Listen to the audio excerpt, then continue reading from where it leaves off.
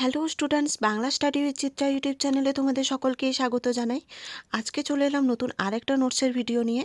তো প্রথম থেকে শেষ পর্যন্ত সঙ্গে থাকো। আর নোটসটা যদি তোমাদের ভালো লাগে তাহলে অবশ্যই লাইক কমেন্ট সাবস্ক্রাইব করে দিও আমাদের চ্যানেলটা। আর এই নোটসটা অবশ্যই তোমাদের বন্ধুদের সঙ্গেও শেয়ার করে দিও যাতে তাদেরও হেল্প হয়। এবং এর পরবর্তীতে তোমাদের আর কী নোটস লাগবে সেটা আমাকে কমেন্ট করে জানিয়ে দিও। তো চলো বেশি দেরি না করে শুরু করা যাক। আজকে আমাদের আলোচনার বিষয় পরিবেশ দূষণতার প্রতিকার রচনা। দেখো, উত্তরটা শুরু করবে এইভাবে। প্রথমেই লিখবে ভূমিকা। প্রকৃতি আমাদের জীবনের অবিচ্ছেদ্য অংশ। তার বুকে বেঁচে থাকে মানুষ, পশু পাখি ও সমগ্র জীবজগৎ। নির্মল বায়ু, বিশুদ্ধ জল ও উর্বর মাটি আমাদের সুস্থ জীবনের প্রধান ভিত্তি। কিন্তু আধুনিক উন্নয়নের অন্ধ দৌড়ে মানুষ নিজ হাতেই এই মূল্যবান পরিবেশকে দূষিত করে তুলছে। ফলে প্রকৃতির স্বাভাবিক ভারসাম্য নষ্ট হচ্ছে এবং মানবজীবন নানা বিপদের সম্মুখীন হচ্ছে। তাই বর্তমান যুগে পরিবেশ দূষণ ও তার প্রতিকার সম্পর্কে সচেতনতা সৃষ্টি করা অত্যন্ত প্রয়োজনীয়। এরপর 1 নম্বর পয়েন্টে লিখবে পরিবেশ দূষণের অর্থ। পরিবেশের স্বাভাবিক গুণগত মান নষ্ট হওয়াকেই পরিবেশ দূষণ বলা হয়। বায়ু, জল, মাটি ও শব্দ, এই 4 প্রকার দূষণ পরিবেশকে ক্ষতিগ্রস্ত করে। দেখো, 2 নম্বর পয়েন্ট করবে বায়ু দূষণ।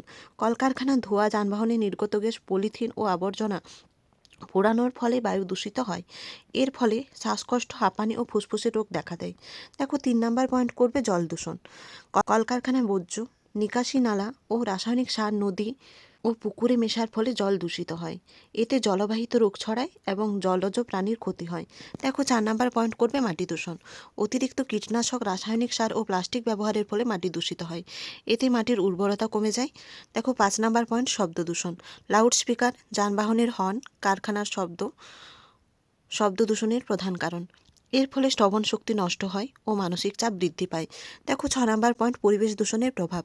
পরিবেশ দূষণের ফলে জলবায়ু পরিবর্তন, গ্লোবাল ওয়ার্মিং, প্রাকৃতিক দুর্যোগ ও নানা রোগের প্রকোপ বাড়ছে। দেখো, 7 নম্বর পয়েন্ট বন উজাড় ও দূষণ। অতিরিক্ত বন উজাড় পরিবেশ দূষণ বাড়ায়। গাছ না থাকলে বায়ু বিশুদ্ধ থাকে না। দেখো, এরপর 8 নম্বর পয়েন্ট প্রতিকার, বৃক্ষরোপণ। বেশি বেশি গাছ লাগালে বায়ু বিশুদ্ধ থাকে, তাপমাত্রা নিয়ন্ত্রণ হয় এবং জীবজগতের আশ্রয় তৈরি হয়। দেখো, 9 নম্বর পয়েন্ট প্রতিকার, দূষণ নিয়ন্ত্রণ।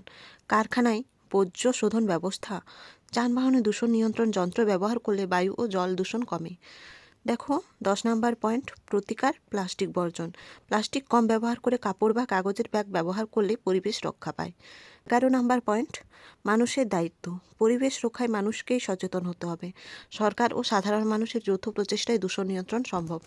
নেক্সট, উপসংহার। পরিবেশকে রক্ষা করা মানে আমাদের নিজের অস্তিত্বকে রক্ষা করা। আজকের সামান্য অসচেতনতা আগামী দিনের বড় বিপর্যয় ডেকে আনতে পারে। তাই গাছ লাগানো, দূষণ কমানো ও প্রকৃতির প্রতি দায়িত্বশীল আচরণ করা আমাদের প্রত্যেকের কর্তব্য।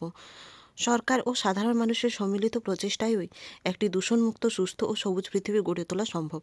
মনে রাখতে হবে, পরিবেশ বাঁচলে তবেই বাঁচবে মানব সভ্যতা। তোমাদের যদি নোটসটা, এই রচনাটা ভালো লাগে তাহলে অবশ্যই আমাদের চ্যানেলটা লাইক কমেন্ট সাবস্ক্রাইব করে দিও।